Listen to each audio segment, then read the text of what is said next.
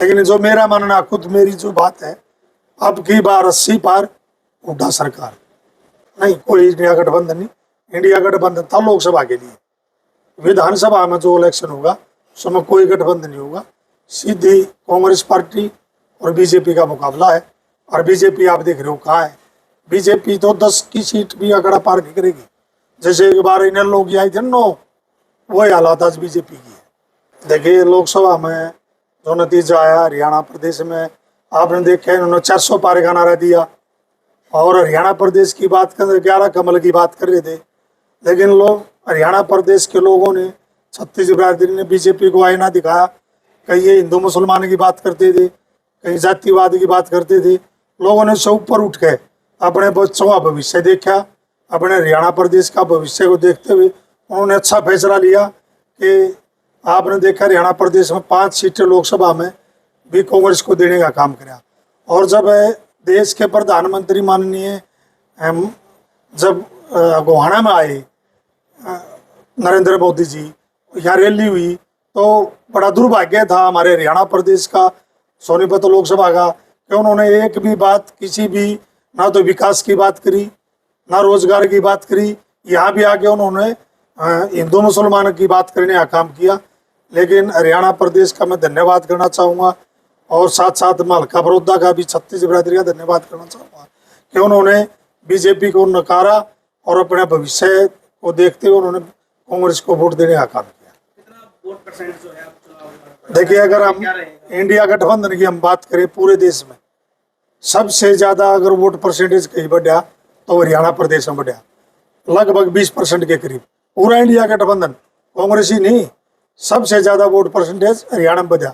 और उसका एक बहुत बड़ा कारण है उस वोट परसेंटेज का बढ़ने का। आपने देखा जब हरियाणा प्रदेश में 10 साल हुड्डा साहब का राज था, उन्होंने, हरियाणा प्रदेश के लोग हुड्डा साहब की बात पर विश्वास करते हैं। और हरियाणा प्रदेश ये मानता चौधरी भूपेंद्र हुड्डा जी जो कहेंगे वो करेंगे। यही कारण था कि हमारा सबसे ज़्यादा वोट परसेंटेज बढ़ा। और हमारे नेता प्रतिपक्ष चौधरी भूपेंद्र हुड्डा जी ने, जो आने वाली हरियाणा प्रदेश के मुख्यमंत्री भी बनेंगे, ये लोगों ने मन बना लिया। मैं नहीं कह रहा, लोगों ने मन बना लिया अगर कोई हमारा भला कर सकता है तो वो एक ही नेता जिसका नाम चौधरी भूपेंद्र हुड्डा। तो हमारी विधायक दल की बैठक बुलाई थी चंडीगढ़ में, तो वहाँ हुड्डा साहब ने एक नारा दिया, वो भी आपके चैनल के माध्यम से मैं बताना चाहूँगा कि बीजेपी का नारा था 400 पार का, लेकिन हुड्डा साहब ने नारा दिया कि लोकसभा में आप और विधानसभा में बीजेपी साहब। ये इस हरियाणा प्रदेश ने मन बना चुके हैं। और आप देखना आने वाला जो समय है विधानसभा का, यहाँ से बीजेपी को 2 का आंकड़ा नहीं बनेगा। इनकी बहुत बुरी हालत होगी। हरियाणा प्रदेश के लोगों ने इनको बिल्कुल भगाने वाले हैं। और आने वाला टाइम हरियाणा प्रदेश में कांग्रेस की सरकार बनेगी, चौधरी भूपेंद्र हुड्डा जी के नेतृत्व में, भाई दीपेंद्र हुड्डा जी के नेतृत्व में, उदय भान जी के नेतृत्व में।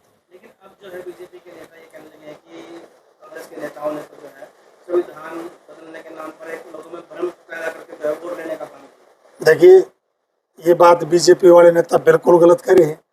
बीजेपी के नेताओं का ही बयान था कि हमें 400 पार करा दो, हमें संविधान में बहुत कुछ बदलना है, बहुत बड़ा बदलाव करने जा रहे थे ये। और मैं तो इस बात से खुश हूँ, चलो सरकार ना आई लेकिन हमारा विपक्ष मजबूत हो गया। अब बीजेपी की सरकार, पहले क्या कर दे, अब तीसरी बार मोदी सरकार क्या कर दे, अब क्या कहें एनडीए सरकार। इतना फर्क पड़ गया, आप अंदाजा लगाओ कि तो मोदी की तो एनडीए आज ये संविधान को छूने का भी काम नहीं करेंगे। अगर 400 पार अगर हो जाता, इनका पूर्ण बहुमत आता बीजेपी का, मैं आज भी गारंटी के साथ कहता हूँ कि संविधान बदलने का काम करते, पक्का करते। इनकी मंशा थी, इनकी इच्छा थी, लेकिन लोगों ने इनको बता दिया आप संविधान की तरफ आंख उठाने का भी काम मत करना। और आने वाला टाइम तो बीजेपी का बहुत बुरा होगा। विधानसभा के चुनाव की तैयारियां शुरू हो गई है, चुनाव के बाद आपको बिल्कुल बिल्कुल तैयारियां। क्या मुद्दे रहने वाले हैं, किस तरह देखते हैं? देखिए हमारे 6-7 तो घोषणा पत्र हमने पहले तैयार कर रखा है। चाहे हमारा बुढ़ापा पेंशन की बात हो 6,000 रुपये, खिलाड़ियों की बात करा तो वही पहले नीति, पदक ले पद पाओ की नीति। और किसानों के लिए MSP गारंटी कानून हरियाणा प्रदेश में आते बनावांगे। गरीब आदमी को 100 गज का प्लाट और उसमें 2 कमरे बना के कंप्लीट मकान बना के देने का काम करेंगे हर गरीब आदमी को। और बीसी की आपने क्रिमिनल की बात थी, पहले 8 लाख था, लेकिन बीजेपी की सरकार ने उसको घटा के 6 लाख कराया। लेकिन हम ये क्रिमिनल की ले रहे जो बीसी की, ये भी 10 लाख करने का काम करेंगे। फिर बात आपने बेरोजगारी की बात, आज बेरोजगारी पूरे देश में हरियाणा प्रदेश 1 नंबर पर है। और हमने फैसला ले लिया कि 2 लाख सरकारी वैकेंसी खाली है, हम उनको परमानेंट नौकरी सरकारी पक्की नौकरी लगावांगे, सरकार बन दे। और एक ये कौशल रोजगार है दूसरा, इस कौशल रोजगार को हम खत्म कराएंगे। फिर कई तरह के पोर्टल है, लोगों के कागज पूरे नहीं हो रहे, लाइन में लग रहे हैं, 10 साल हो गए, कभी कोई CID कभी कोई CID। ये जो जितने नाजायज पोर्टल है जो लोगों को तंग करने का काम करे, हम ये पोर्टल खत्म कराएंगे। और हमारा जो घोषणा पत्र है, हमारी कमेटी बनी हुई है और उसमें भी सब कमेटियां बना दी गई 2-3 दिन पहले, अलग अलग, जैसे किसान की, खिलाड़ियों की, भाई गरीब की। हम घोषणा पत्र भी लोगों का घोषणा पत्र होगा, ना कि कांग्रेस का। हम हरियाणा प्रदेश के हर जनमानस से जाके पूछेंगे, भाई हम घोषणा पत्र तैयार करें, गरीब के लिए क्या सुविधा दें, किसान के लिए क्या दें, व्यापारी के लिए क्या सुविधा दें, छोटे दुकानदार के क्या करें। इसी तरह पूरा हरियाणा प्रदेश में घूम के हम आने वाले जो विधानसभा का हमारा घोषणा पत्र जो है वो भी बनाने का हम काम करेंगे। तो इस चुनाव के बाद किस तरीके देखते हैं, कितनी सीट आएंगी हरियाणा में? 70 पार। मेरा तो एक नारा दूसरा था, लेकिन कल हमारे उदय भान जी थे, उन्होंने कहा 70 पार। लेकिन जो मेरा मानना, खुद मेरी जो बात है, अब की बार 80 पार हुड्डा सरकार, अब की बार 80 पार हुड्डा सरकार, ये मेरा पर्सनल बात है। लेकिन प्रधान जी कह रहे 70 पार, लेकिन इस बात में कोई दौरा ही नहीं है।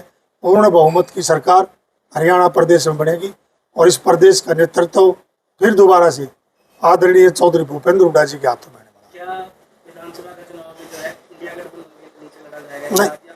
नहीं, कोई इंडिया गठबंधन नहीं। इंडिया गठबंधन था लोकसभा के लिए, विधानसभा में जो इलेक्शन होगा उसमें कोई गठबंधन नहीं होगा।